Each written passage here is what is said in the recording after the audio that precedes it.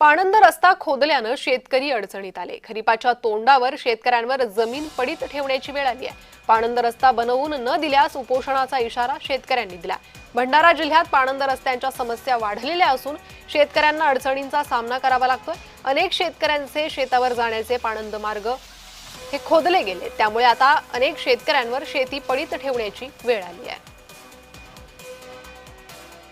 माझ्या शेतामध्ये जाण्याकरिता पांधन रस्ता अलोनीबाईंनी 75 डिसमिल जागा ठेवलेली होती।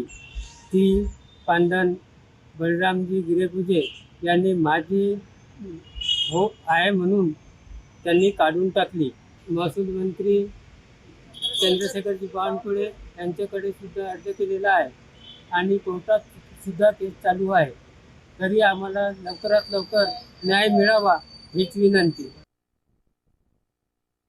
आम्ही ह्या कास्तकारांना जाण्या येण्यासाठी मार्ग जो दिलेला होता पाळ, तर ती पाळ बळीराम गिरेपूंजेंनी माझ्या परमिशनशिवाय खचवून टाकलेली आहे पूर्ण, आणि बाकीच्या कास्तकारांना जाण्या येण्याचा सगळा मार्ग त्यांनी बंद केलेला आहे। माझी एवढीच विनंती आहे की सगळ्या कास्तकारांना न्याय मिळावा, त्यांना जाण्या येण्यासाठी मार्ग पूर्ववत करून द्यावा।